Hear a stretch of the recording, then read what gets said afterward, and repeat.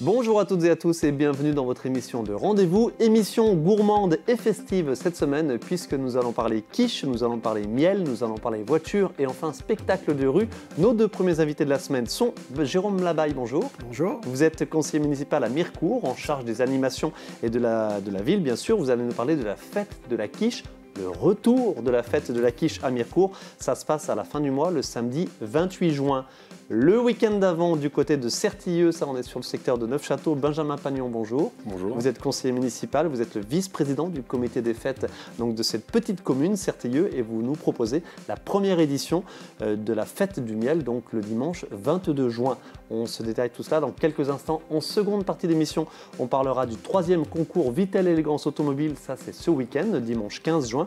Autre gros événement attendu, le festival Rue et compagnie, c'est ce week-end à Épinal, samedi 14 et dimanche 15 juin. Plein de choses à se dire. On commence avec vous, Jérôme Labaille, donc conseiller municipal à Mirecourt en charge des animations. Braderie, ça c'était très habituel fin juin du côté de Mirecourt, mais on va se focaliser sur la renaissance de la fête de la quiche. Fête de la quiche. Pourquoi renaissance, Jérôme Labaille? Tout simplement parce que... Parce qu'on a voulu tout simplement, en tout cas j'ai eu envie de faire une valeur ajoutée à cette braderie-là et j'ai une collègue au niveau de la municipalité qui à un moment donné a retrouvé ce livre d'or. Montrez-le-nous tout de suite à l'image, il est absolument énorme. Voilà, livre d'or donc, de la taste quiche qui a eu lieu donc, sur Mirecourt. Ordre du taste quiche de Mirecourt. Ordre du taste quiche, voilà. Donc ça c'est vraiment une mine d'or en tout cas sur ce qui a existé donc, sur Mirecourt.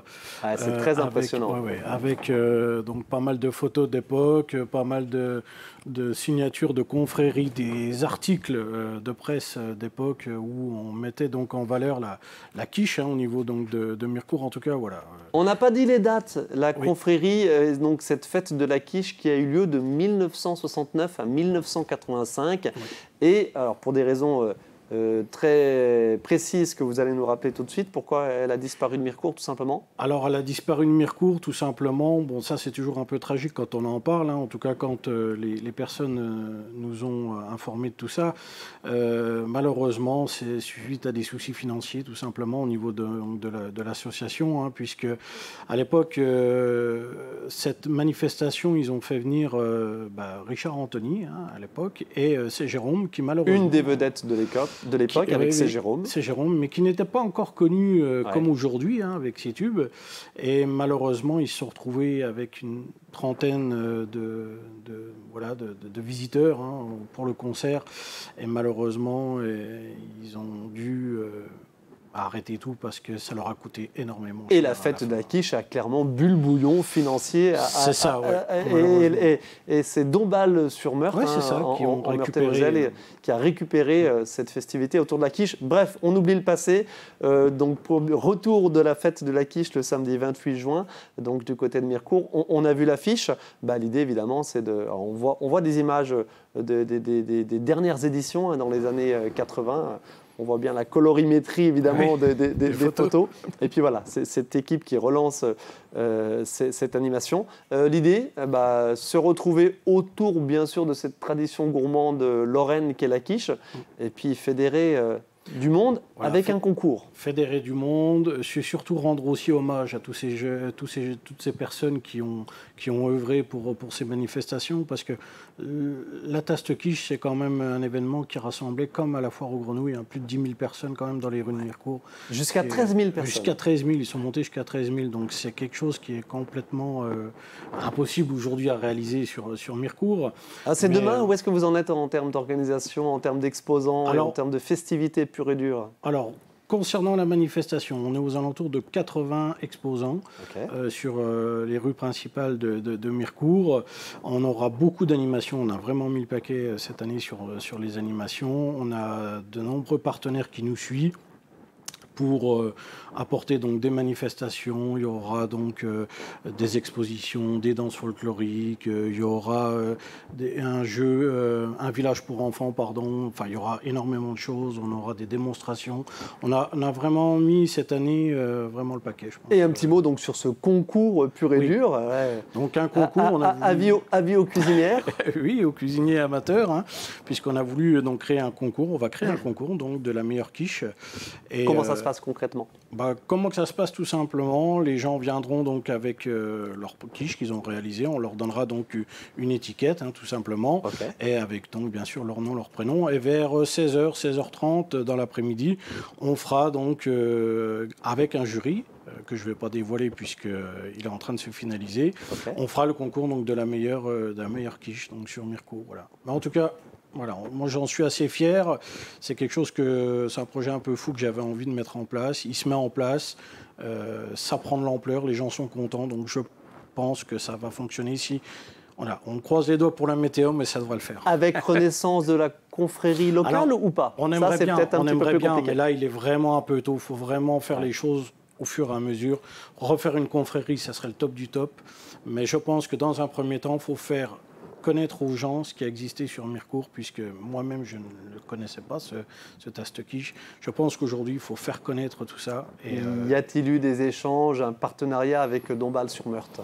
Alors, il y a eu des échanges, puisque moi j'ai invité toutes les confréries, enfin en tout cas les grands responsables de la confrérie du Grand Est. Ils sont venus en mairie de Mirecourt pour un peu comprendre qu'est-ce qu'une confrérie et comment on pouvait aujourd'hui relancer un petit peu cet événement-là.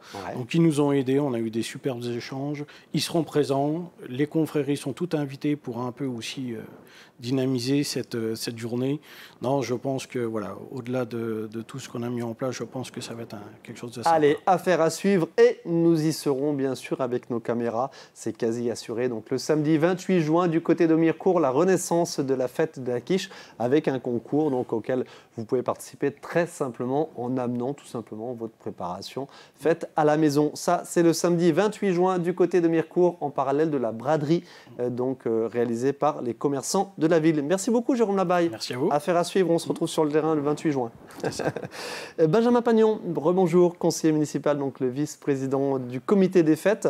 Vous êtes le fondateur d'une entreprise aussi. Nous sommes venus vous voir tout récemment, VI 2 fois, Vie 2 fois. C'était du côté de Châtenois. Je détaille tout simplement et rapidement, vous fabriquez des coussins à partir de garnissages recyclés, voilà, ou des chutes de garnissage d'autres entreprises. Ça, c'est pour la petite aparté personnelle.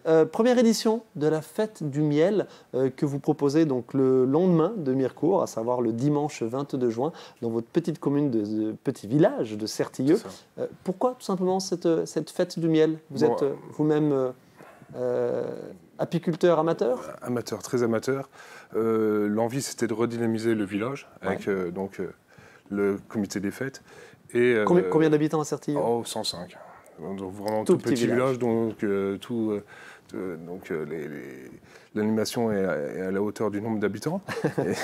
et donc, nous, ce sera une trentaine d'exposants. Voilà. Et du coup, avec des fabrications multiples et des conférences liées notamment au problème du frelon asiatique et de l'environnement. De 9h à 17h, donc du côté de Certilleux. Alors, exposant uniquement sur le miel ou d'autres exposants aussi sur l'aspect très festif? J'ai essayé de garder vraiment un rapport avec le miel et l'abeille, c'est-à-dire que par exemple on a un sculpteur sur bois qui représente des abeilles, on a du savon, on a de l'épicerie, on a de l'apithérapie, on a multiples et variés.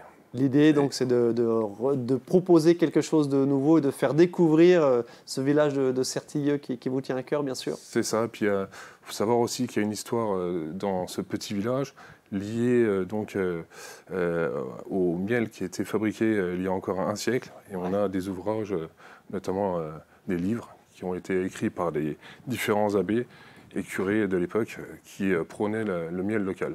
Ok, pas de difficulté en début de semaine, on a parlé d'agriculture, des fameux néonicotinoïdes tueurs d'abeilles, avec parfois des caricatures un peu faciles données à ce sujet. La production de miel du côté de Certilleux se passe bien?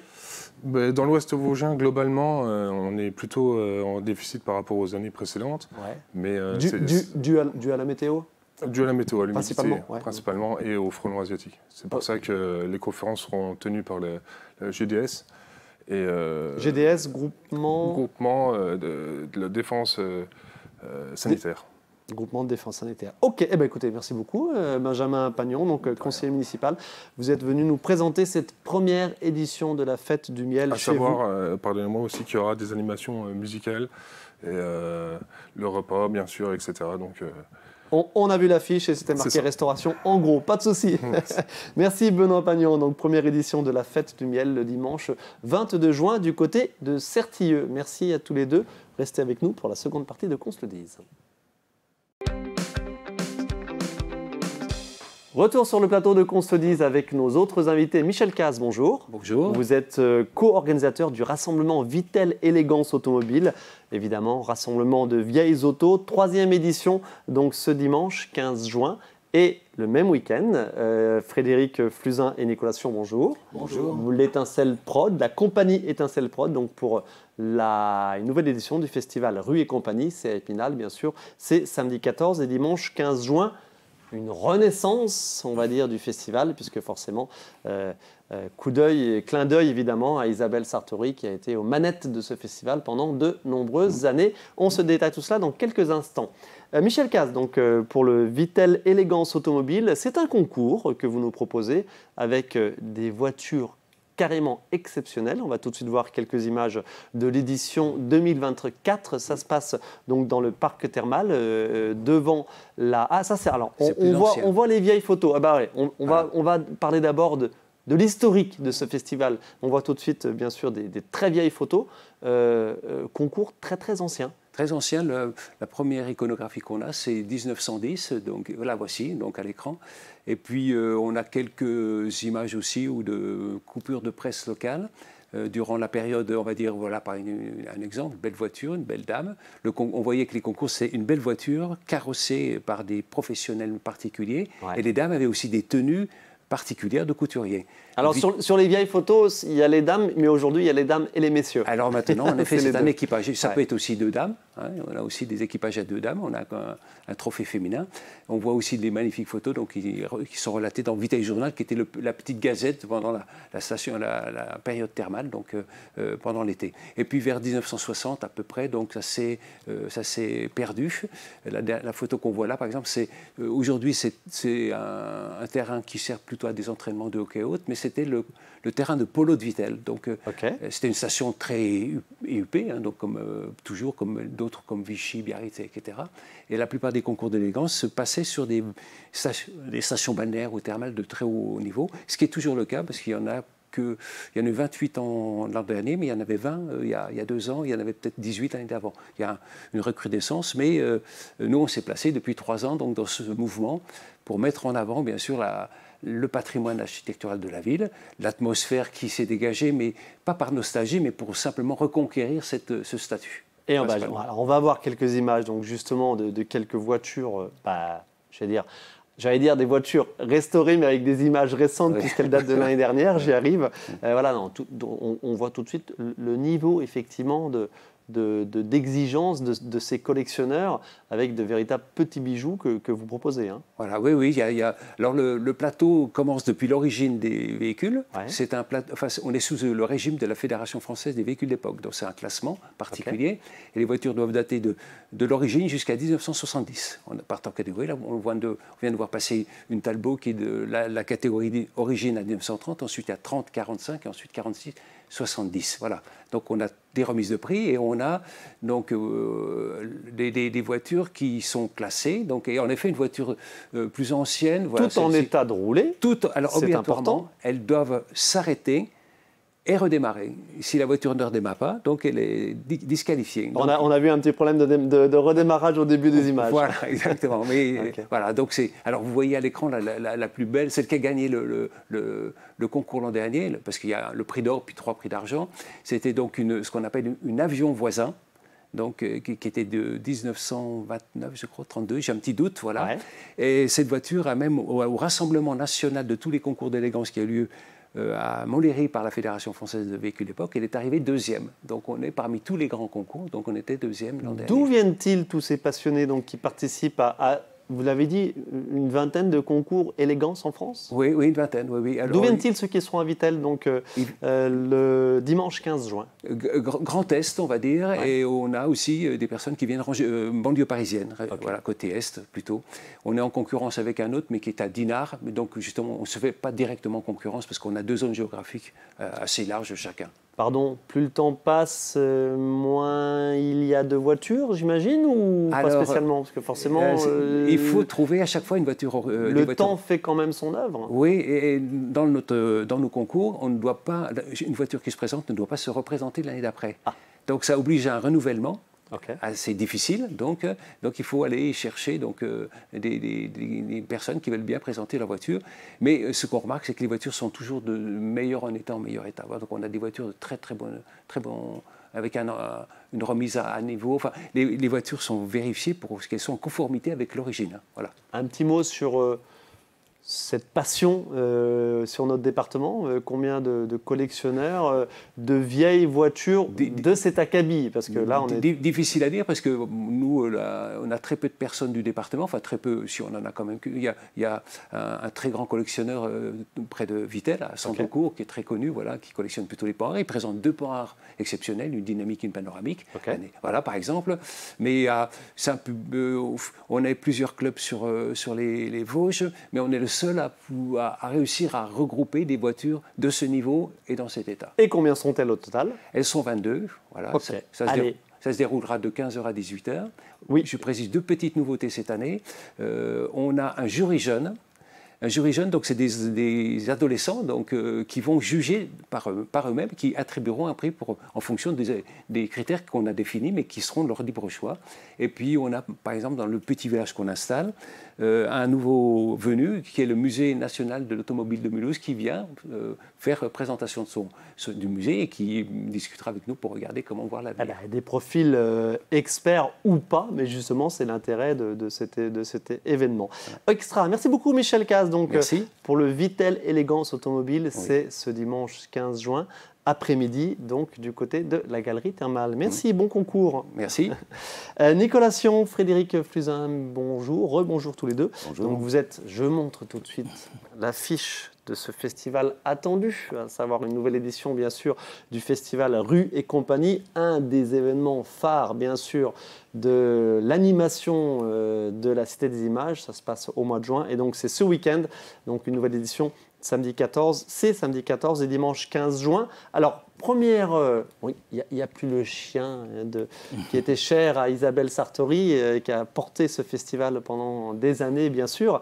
Vous avez souhaité donner une thématique à cet événement. Pourquoi cela, Frédéric? Nicolas, pardon, ça y est, je vous mélange. Pas de problème. Oui, on a souhaité donner une thématique. Alors, c'est vrai que vous parliez du chien. Effectivement, c'était un peu la mascotte du festival sur les 30 dernières années du festival, lorsque Isabelle Sartori s'en occupait. C'est vrai qu'on s'est posé la question et on s'est aperçu surtout que de l'enlever, ça a fait beaucoup réagir. On ne se doutait pas forcément que ça allait réagir de cette façon. Mais en tout cas, voilà, on souhaitait se démarquer tout en gardant l'héritage du passé, avec les éditions riches culturellement et artistiquement d'Isabelle Sartori. Mais de se démarquer un petit peu, de donner notre patte à ce nouveau festival. C'est pourquoi on a... Ok. Pourquoi un thème, l'appel du large? Qu'est-ce que vous avez voulu donner comme message avec ce thème? On a travaillé sur ce thème avec l'artiste lorrain Claire Arthur. L'idée, c'était On peut même dire spinalien, si je peux me permettre. Oui, spinalien d'origine, tout à fait.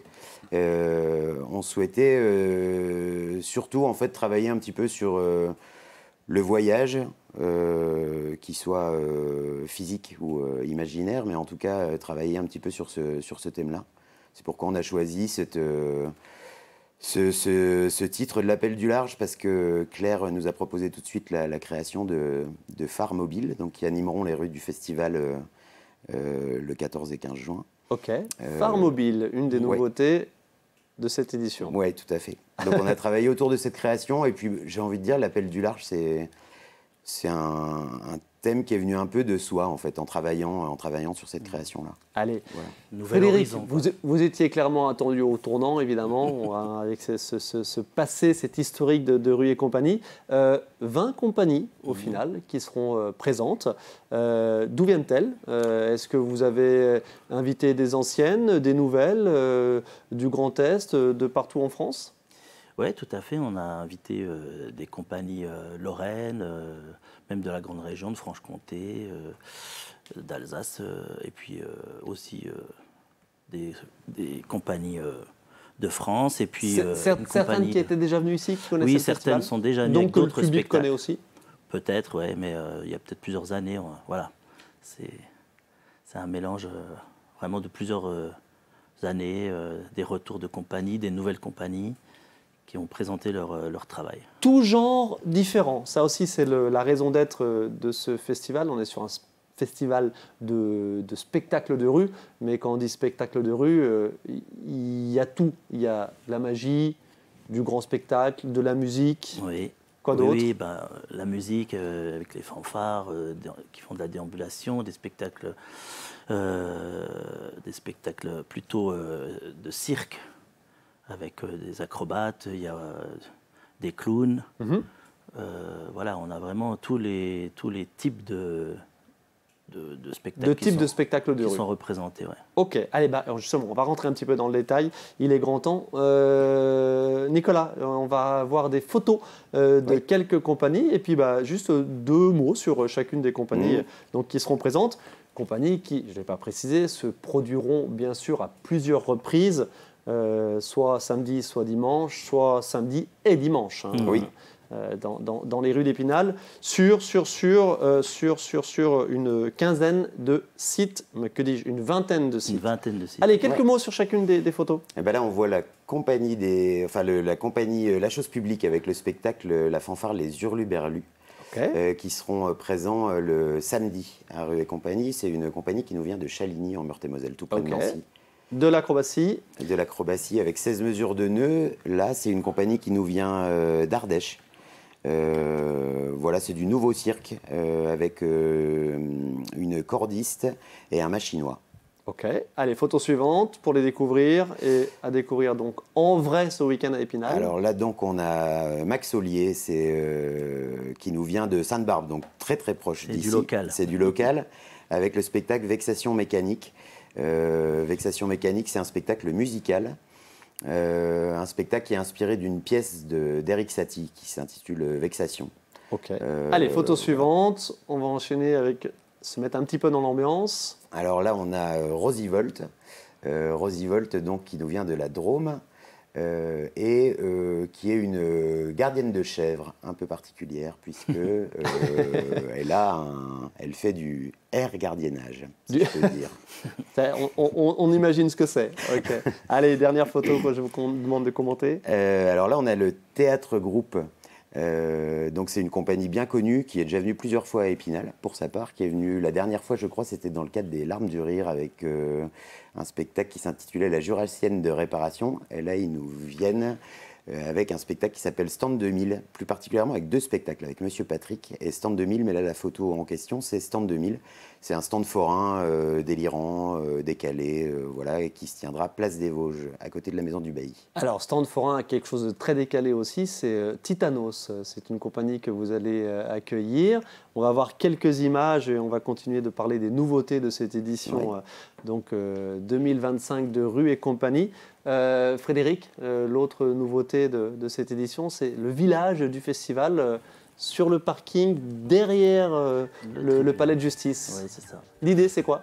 L'idée, c'était d'imaginer un lieu convivial où le public pouvait venir passer du temps sans forcément aller voir un spectacle, mais aussi rencontrer les artistes, les organisateurs, et voilà, passer un petit temps. Et sur ce même lieu, il y aura 2 concerts le samedi soir, voilà, pour clôturer la journée du samedi. Voilà, un village du festival, donc derrière le palais de justice avec des concerts le soir.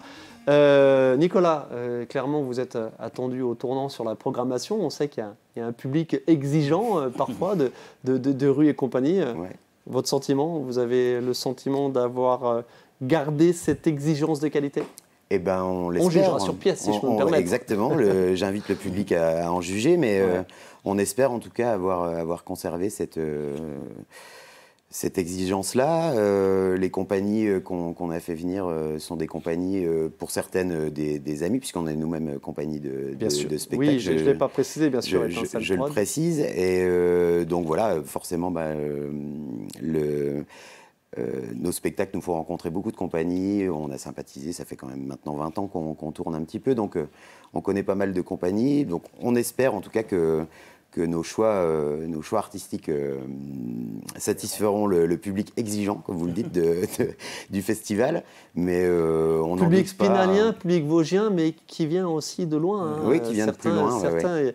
On sait que les hôtels sont pleins parce qu'il y a des gens qui viennent de loin pour vraiment profiter pleinement de tout cela est gratuit, on a oublié de le préciser. Tout à fait. C'est aussi une singularité spinalienne. Hein. Tout est gratuit, et puis comme vous le dites, les gens viennent de loin, puisque c'est un festival qui est quand même ancré tant au niveau local, dans la cité des images, mais aussi au niveau national, puisque c'est un festival quand même qui est, pour les compagnies, un rendez-vous attendu également, pour les compagnies nationales et même internationales. On aura cette année une compagnie seulement internationale qui vient d'Italie, avec un spectacle qui s'appelle Haut comme cacahuète, et qui se tiendra place de l'Âtre. On voit quelques images de la compagnie Mom Théâtre avec une proposition très interactive, si j'ai bien compris le teaser, puisque les spectateurs sont mis à contribution là. Hein. Oui, alors c'est la compagnie La Rouille, si je peux me permettre. Ils ont changé de nom. Effectivement, ils se sont appelés à un moment Mom Théâtre. Mais donc là, c'est la compagnie La Rouille avec Fabrice Bèze et Nicolas Turon. Qui nous proposera une libre adaptation d'un classique de Conan Doyle, puisque c'est Le Chien-Chien des Baskerville. Voilà. Rue et compagnie, édition 2025 de ce festival de spectacles de rue, très éclectique, on l'a bien compris, c'est l'ADN de ce festival, et tout ça, ça se passe sur une vingtaine de lieux ramassés dans le centre-ville, un peu moins du côté de la rive gauche de la Moselle, un peu moins, enfin, pour pas dire plus du tout, bien sûr, du côté du Champ de Mars. Voilà, on voit le plan et on va terminer là-dessus. Donc avec évidemment plein d'accès piétonnisés à l'occasion de ces 2 journées très festives. Merci beaucoup, messieurs. Merci à vous. Et on se retrouve très vite sur le terrain donc ce week-end. Rue et compagnie, voilà, par la compagnie Étincelle Prod, Frédéric Fluzin et Nicolas Sion. Merci. Merci à vous de votre attention. On se retrouve la semaine prochaine pour une nouvelle émission.